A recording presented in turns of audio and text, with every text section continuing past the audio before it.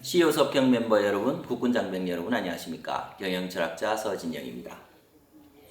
예, 오늘 또 정말 모시기 힘든 귀한 분을 모셨습니다. 원래 책이 나올 때만 해도 이렇게 모시기 힘들진 않았는데 벌써 8쇄? 네, 그렇습니다. 8쇄에 들어간 책입니다. 나온 지 6개월 만에? 네, 4월 말에 그러니까 딱 6개월 만에 지금 그렇네요. 8쇄를 제가 지금 2년이 지나도 쇠가 별로 안 올라가고 있는데 비결이 뭘까요? 네, 그냥 얻어 걸린 것 같습니다. 네, 정성까지. 네. 아니, 올해 갑자기 고객 경험이라는 단어가 모든 기업들한테 갑자기 중요해지면서 네, 갑자기 이 키워드가 딱 예. 우리 기업의 니즈와 딱 맞았던 것 같습니다. 아, 그래요. 데이터로 경험을 디자인하라. 핵심적인 이야기가 세 가지가 다 들어가 있네요. 하나는 데이터, 하나는 고객 경험, 네. 또 하나는 디자인. 네. 예, 아주 멋진 책을 써주신 분입니다. 한양대학교 경영대학의 차경진 교수님입니다. 우리 큰 박수로 맞이하겠습니다. 네, 감사합니다. 예. 저는 한양대에서 경영대학교 안에서 AI와 데이터 기술을 가르치고 있고요. 이제 그 안에서도 어떻게 하면 이 AI나 데이터 기술이 실제 비즈니스적 가치를 나타낼 수 있을지, 그 중에서도 이 책은 CX, 즉 고객 경험과 데이터의 기술을 어떻게 연결시킬 수 있을지를 연구하고도 강의하고 있습니다. AI하고 데이터. 네. 사실 미래를 여는 가장 중요한 두 가지 열쇠인 것 같은데 그 두 가지가 결합되는 경우가 많지 않죠. 데이터와 AI는 뗄래야 뗄 수 없는 관계인데요. 좋은 데이터가 있어야 좋은 AI가 나올 수 있습니다. 사람들이 이제 더 이상 기능적 가치를 보고 물건을 사는 것이 아니라 그 물건에서 느껴지는 경험, 그 경험적 가치를 보고 물건을 사는 시대가 왔다라는 이야기가 사실 가장 중요한 포인트이고요. 기존에 우리 기업들은 이제 기능, 스펙, 품질 여기에만 굉장히 많은 심혈을 기울여서 그 품질을 개선하기 위한 노력들을 했었는데 그게 아니라 이 제품의 의미를 리아키텍처링 해내고 이 안에서 어떻게 하면 새로운 가치를 불어넣어주고 어떤 경험을 우리 고객이 이 제품, 이 사이트, 이 서비스로 인해서 느껴질 수 있을지 이거에 집중하자라는 서론에 있는 이야기였습니다. 네. 이 설명을 들으니까 더 좋네요. 근데 또 그 다음 이야기가 이겁니다. 고객들이 잊지 못할 순간을 경험하도록 하려면 먼저 그들의 니즈를 찾아내야 되고 그들을 이해해야 합니다. 고객들은 어떤 맥락에서 우리 제품 서비스를 이용하는지 어떤 라이프 스타일을 가지고 있고 어떤 잠재 니즈가 있는지 관찰하고 공감하고 해야지만 새로운 의미를 줄 수 있다. 맞습니다. 사실 고객을 공감하지 않고 새로운 의미를 디자인하거나 맥락적 기반의 경험을 줄 수가 없거든요. 사람들한테 끌리는 경험은 딱 right 타이밍에 right 메시지, right 컨텐츠로 왔었을 때 끌리거든요. 그걸 알아내려면 우리 고객은 어떤 맥락을 가지고 있는지 이걸 알아내야 되는데 과거에는 우리 고객들 안에 어느 정도의 대중성이 있었어요. 그래서 고객을 기존의 전통적인 마켓 리서치 방법, 예를 들면 설문조사, FGI 이런 것들로 알아낼 수가 있었는데 그게 지금 한계가 생기는 거예요. 그런 전통적인 리서치 방법들은 우리가 생각할 수 있는 가설을 확인하고 확증하기는 괜찮은 방법이지만 지금은 우리가 생각지 못했던 고객군 그리고 우리가 생각지 못했던 고객의 니즈와 잠재 욕구 그 맥락을 찾아내는 데 있어서 기존의 전통적인 리서치 방법이 잘 통하지 않더라고요. 그래서 디자인 띵킹도 제가 열심히 해봤는데 그것 또한 다양한 고객군을 찾을 수가 없어요. 지금 우리가 찾아내야 되는 건 우리 고객 안에 있는 다양한 페르소나 그리고 각각의 페르소마다 서로 다른 맥락을 찾아내야 되거든요. 그런 데 있어서 데이터를 어떻게 활용할 수 있을지를 연구한 결과가 이 책이라고 보시면 될 것 같아요. 그래서 나온 게 DCX 네. 교수님 만드신 거죠? 네, 그렇습니다. 책에도 이렇게 DCX. 네. 예, 이게 디지털이 아니고 데이터 드리븐. 네, 맞습니다. 그것도 교수님께서 만드신 거죠? 네, 맞습니다. 학자로서 이렇게 그 학문적 용어를 만들어내는 것만큼 중요한 게 없고 그 학문적 용어가 시장에서 이제 통용되는 것만큼 중요한 게 없는데 다 이야기도 하기 전에 DCX라는 단어가 벌써 삼성전자, 삼성그룹 전체 네, 맞습니다. 그리고 LG그룹 보편적인 용어가 됐어요. 네, 8개월 만에. 제가 지난주에 코트라를 갔다 왔는데 또 DCX라는 단어를 써주시더라고요. 코트라에서도 특히 제가 이걸 강조하려고 크게 썼는데 그 효과가 있었던 것 같습니다. 사실 잘 눈에 잘 안 보여요. 네, 크게 썼더니 네, 실제로 많은 기업들이 데이터를 지난 한 4, 5년 동안 엄청나게 많이 쌓으셨어요. 네. 그걸로 인해 실질적으로 고객 인사이트나 고객 새로운 가치로 이어지는 경우가 많이 없었거든요. 실제 그 바트너의 보고서에 의하면 빅데이터 프로젝트의 약 8%만이 그나마 어떤 개선과 가치를 나타냈지 나머지는 다 투자만 하고 있지 어떤 성과도 못 가져오고 있어요. 이제 그런 가운데 그 중에 하나의 꼭지로 그러면 고객의 경험을 개선하는 데 있어서 이 빅데이터 모아놓은 곳들을 어떻게 사용할 수 있지 않을까? 이제 이런 차원에서 시작을 하게 된 거고 그게 마침 빅데이터 프로젝트를 많이 진행했던 많은 기업들의 갈급함을 좀 건드리는 용어였던 것 같아요. 네. 너무 멋있어요.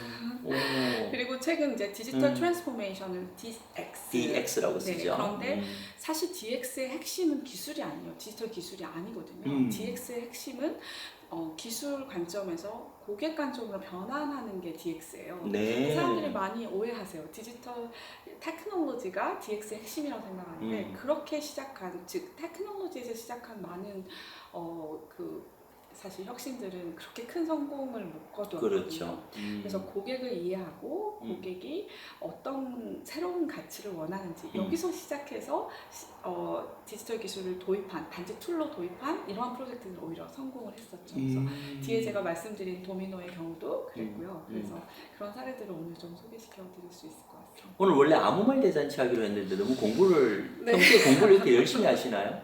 죄송합니다. 아무 말 대잔치를 네. 다시 하면서 가겠습니다. 이 말씀 나누도록 하겠습니다. 아무 말에서 요거는 결론은 내야 된다 그래도. 그렇죠.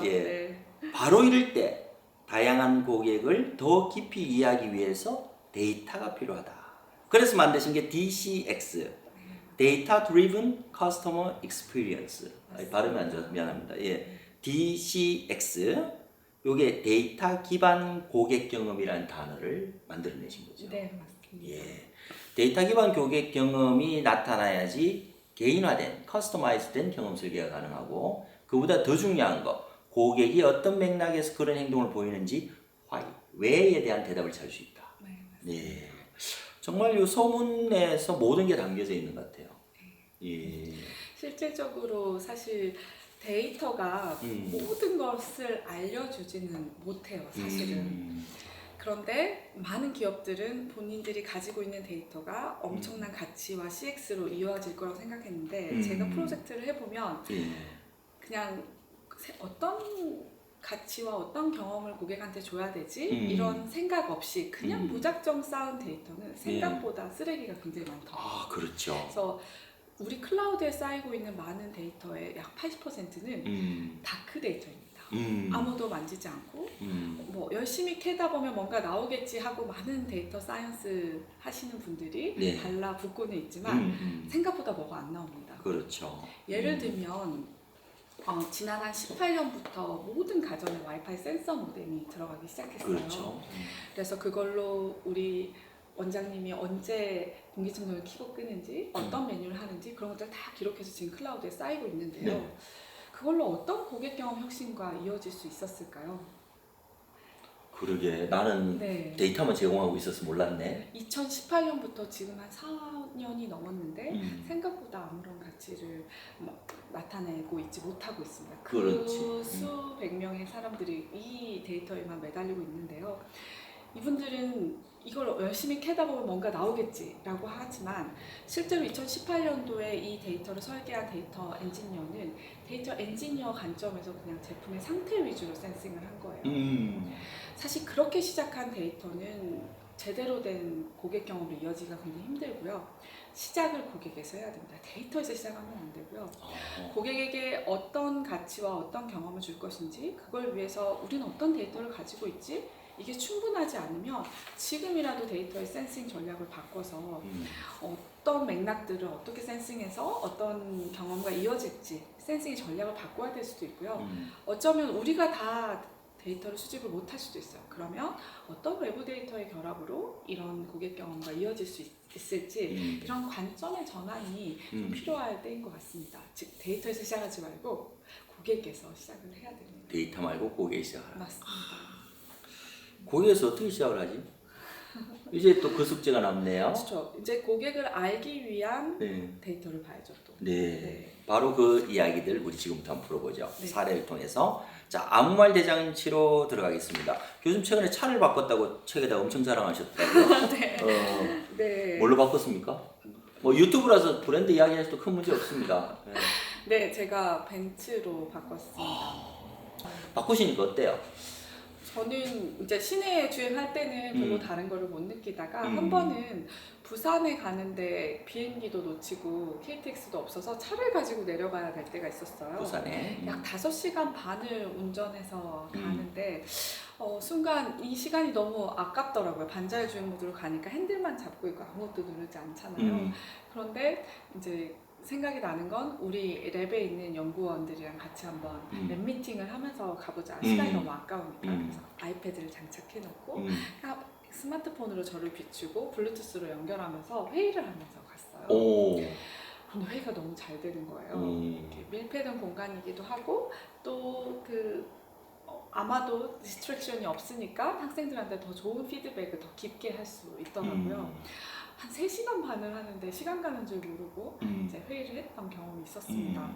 실제로 제가 이 이야기를 드리는 이유는 자동차가 이제 앞으로 자율주행 모드가 나오면 이 안에서의 공간에서 할 수 있는 경험 설계, 맥락적 경험 설계들이 앞으로 더 중요해질 것 같아요. 그렇죠. 생각해보세요. 어떤 자동차가 나왔는데 난 너무 바쁜 CEO예요. 그런데 이동하는 순간에도 누구보다도 회의를 더 잘할 수 있는 경험을 줄 수 있는 자동차면 어떨까요? 내가 자료를 보거나 PPT도 안전 시야를 확보하면서 오른쪽에 이렇게 PPT도 확인할 수 있고 제가 그때 당시에 완벽하지 않았던 게 카메라로 저를 비추는데 제가 안 예쁘게 나오더라고요. 좀 카메라도 좀 예쁘게 저를 잡아주고 소음도 좀 회의 음성이 잘 들어갈 수 있도록 하는 회의가 더 잘 되고 내 일을 더 잘할 수 있는 그러한 새로운 가치의 자동차면 그게 얼마가 되더라도 바쁜 CEO들한테 먹히는 경험이 될 수 있다는 거죠. 최근 들어 테슬라는 엔터테인먼트를 위한 가치를 더 높이게 하기 위해서 운전대의 모양도 게임기처럼 바꿨습니다. 어허. 저는 또 이런 생각이 들더라고요. 전 잠을 잘 못 자거든요. 아들 둘을 끼고 자는데 한 명 막 얻어맞고 자느라 얼굴이 멀쩡하면 아침마다 감사하고 일어나는데 템퍼 같은 매트리스가 깔려서 자율주행 모드에서 내가 진짜 잠을 편안하게 자면서 휴식을 할 수 있는 자동차면 저는 그게 얼마가 되더라도 살 것 같아요. 그래서 실제로 현대자동차는 LG 디스플레이랑 협업을 해서 그 안전 시야를 확보하면서 회의를 잘할 수 있는 경험을 주기 위한 설계를 지금 현재 진행 중이다. 그렇죠. 저는 이제 기아차인데, 뭐 현대 기아 다 같으니까 기아 자동차 같은 경우에는 또 전개 내비게이션 연동이 가능해요. 네. 내비게이션 연동이 가능한 여러 가지가 있는데 제가 내비게이션 상에 이제 바깥으로 램프에서 빠져야 돼. 그러면 뭘 해주냐면 그 내비게이션 상에서 속도를 줄여야 되잖아요. 그게 계산이 되는 거야. 선 계산을 하면 엔진 브레이크를 걸어줍니다. 그러니까 저절로 속도를 줄여가면서 빠져나가기 쉽게 먼저 선제적으로 대응을 해줘요. 그 다음에 또 좋은 거는 이제 시속 100km 도로인데 중간에 80km로 줄어들 때가 있죠. 이건 이제 100km 도로에 120km 놓은 건 절대 아니고 100km 도로인데 80km로 줄어드는 구간이 되면 자기가 80km 카메라를 디텍션해서 보기 앞에서 80km로 줄여줍니다. 그 다음에 이제 올라가죠. 이게 내비게이션하고 연동이 되면서 데이터가 조금 더 활용이 국내에서 생산된 자동차들은 쉬워져서 이렇게 됩니다. 현대차에서 전화가 와야 되는데. 사실 이제 방금 말씀하신 부분들이 제가 책에서 이야기하는 그 4차원의 경험 설계 중에서 시스템적인 세계입니다.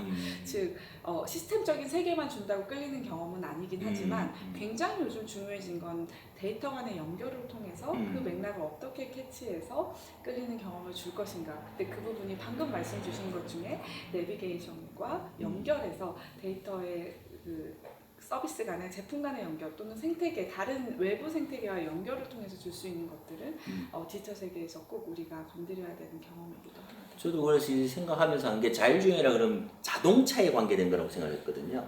근데 이제 예를 들면 카메라라든가 내비게이션하고 연동이 된다는 거는 고객 경험이라고 생각해요. 맞습니다. 왜냐면 과속이 뭐 뜻하지 않게 이렇게 네. 과속 스티커가 날아올 수도 있는데 그런 경험들을 지워주는 거잖아. 그렇죠. 그런 측면에서 본다면 교수님께서 말씀하셨던 DCX가 네. 상당히 잘 맞는 게 바로 이런 그 자동차의 자율주행인 아닌가라고 생각을 했는데 또 차가 한 대 나왔어요. 팰리세이드. 맞습니다. 팰리세이드는 어떻게 보통 크기 때문에 경험하시기 쉽지 않았을 텐데. 팔리세이드는 반도체 대란이 있기 이전부터 디지털 세대들한테 굉장한 인기가 있으면서 젊은 세대들한테? 네, 오, 그래요? 1년 이상을 기다려야 살 수 있는 자동차였어요. 지금은 2년 이상을 기다려야 되는데요. 왜 팔리세이드가 그렇게 디지털 세대들한테 그렇게 인기를 얻었을까요? 사실 기능적 가치로만 보면 별로입니다. 뭐 연비가 좋지도 않고요. 하이브리드도 안 나오고. 그렇죠. 예. 그리고 굉장히 크기만 하다고 생각을 했었는데 디지털 세대들이 그렇게 열광했던 이유는 바로 차박의 경험 때문이었습니다. 차박. 네, 그래서 제가 실제로 차박을 한번 가봤어요. 팰리세이드를 타고. 근데 뒷좌석에 버튼을 딱 누르면 일자로 쫙 눕힙니다. 그래서 4인 가족이 편히 누울 수 있는 2열, 3열이 다 높죠. 네, 에어 매트리스를 까면 편히 누울 수 있는 공간이 나오고요.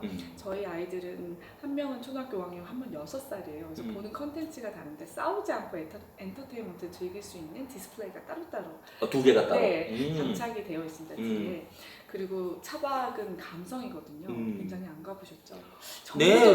전구도 막 달아야 되고 스피커도 해야 되고 그래요? 해야 될 일이 많은데요. 그 맥락적 기반에 맞게 이제 그 뒷좌석 트렁크에 그 콘센트 같은 것들이 잘 구비가 되어 있고요. 저는 사실 가장 좋았던 기억은 다음날 아침에 새소리를 들으면서 아이들 다 잘 때 따뜻한 커피를 마시는 그 순간이 너무 좋았거든요. 그 맥락까지 이해했는지는 잘은 모르겠으나 실제로 팔리세이드의 뒷좌석에는 따뜻한 커피를 오래도록 마실 수 있는 워머의 기능까지 갖추고 있습니다. 제가 이야기하고 있는 이러한 맥락적 경험 설계는 자동차의 본질의 기능을 이야기하고 있는 게 아닙니다. 즉 엔진의 성능과 연비 이런 것들을 이야기하고 있는 게 아니라 그 경험 차박의 경험을 위한 맥락적 기반을 설계했을 때 사람들한테 끌림을 주는 그러한 자동차가 되었다는 것이죠. 역시 팰리세이드에 또 사야 되겠습니다. 네. 왜냐하면 자동차의 의미가 단순히 운송과 그냥 이동 수단으로 느껴진다면 그 사람들은 다 모빌리티 서비스로 다 이동될 것 같아요. IM 이런 거 서비스 되게 좋더라고요.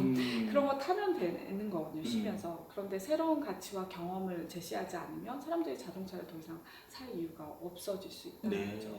그래서 그런 의미 디자인이 최근 들어 자동차는 자율주행차의 시대에 더불어 더 빨리 진행이 되고 있는 것 같습니다. 어떻게 보면 데이터들이 누적이 되면서 그 캠핑을 간 사람들의 데이터를 계속 살폈던 어떻게 보면 기술이 아니고 고객을 살핀 데서 교수님께서 강조하시던 관찰에서 지금의 제품이 나왔다.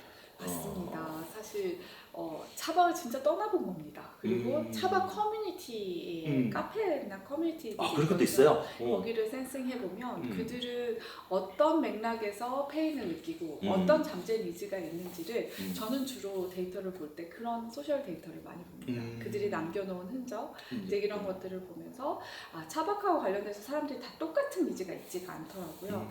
다양한 페르소나를 찾고 각각의 페르소나에서 어떤 맥락들에서 페인을 느끼고 긍정적인 감정을 느끼는지 그런 것들을 계산하는 데 있어서 AI와 데이터의 기술이 쓰고 있습니다. 근데 꼭 그렇게 안 한 사례도 있어요. 꼭 데이터 기술이 아니라고 하더라도 예를 들면 스타벅스 같은 경우도 400개의 페르소나를 찾아서 그들의 맥락을 이렇게 관찰하고 쉐도잉하고 그래서 새로운 서비스로 만들어내는데 굉장히 유명한 회사이긴 하는데요.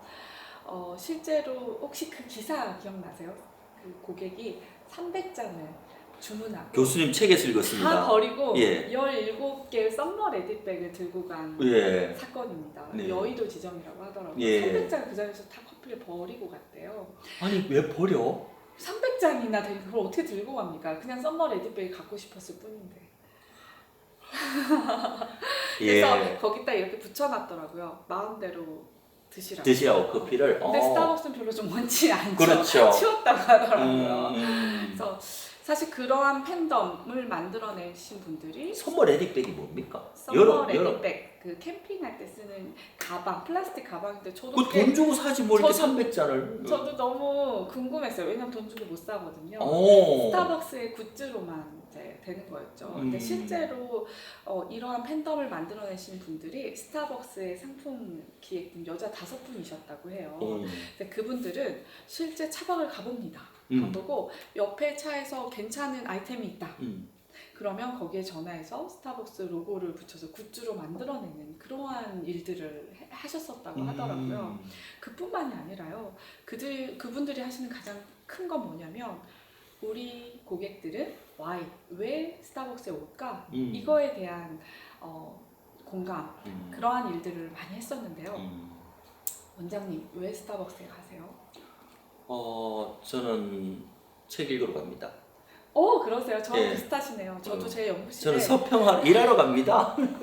저도 제 연구실에 약 20명의 친구들이 있어요. 네. 그래서 사실 연구실에 앉아있으면 디스트랙션이 너무 심해요. 그래서 컬럼을 써야 되거나 논문 하나 끝내야 될 때 그냥 스타벅스에 갑니다. 거기는 아무도 저를 신경을 안 쓰니까. 그리고 하다가 옆을 딱 둘러서면 어떤 분은 EBS 방송 보고 있고 어떤 분은 공무원 시험 문제를 풀고 있고요. 어떤 분은 그냥 친구들과 편하게 수다 떨기 위해서 와 있고 그냥 쉬기 위해서 음악을 듣기 위해서 굉장히 다양한 맥락들이 보입니다. 근데 그거 아세요? 스타벅스는 그 맥락적 기반으로 공간을 설계합니다. 그래서 조명의 조도의 밝기와 책상의 높낮이, 그다음 의자의 푹심한 콘센트의 위치까지 그 맥락적 기반으로 해냈습니다. 그래서 혼자 와서 공부를 해야 되는 분들을 위해서 어색하지 않고 창문을 그냥 보면서 딱 정자세로 공부를 할 수 있게끔 콘센트와 이렇게 높낮이와 이런 것들이 다 설계가 되어 있고요. 의자나 이런 것들이 다 맥락적 기반을 설계하려고 했었습니다. 물론 스타벅스에 사람 너무 많으니까 결국엔 아무데나 앉게 되는데 원래는 이제 그렇게 고객을 탐구하는 데서 좀 나왔다라고 할 수 있고요. 또 하나 스타벅스가 만들어낸 새로운 가치는 제가 얼마 전도 아니죠. 9월이 생일이었거든요. 근데 아직도 다 못 쓴 쿠폰이 바로 스타벅스 쿠폰입니다. 즉 두 가지를 자랑하고 계신 것 같은데. 예. 카카오톡으로 전에는 그냥 생일 축하해 보내다가 지금은 막 그 커피 쿠폰을 보내죠. 즉 카카오톡 선물하기에서 가장 사람들한테 보편적으로 받고 싶은 선물의 의미를 만들어낸 것도 스타벅스의 기획팀이었는데요. 사실 그분들은 맥락적 기반으로 네이밍을 합니다.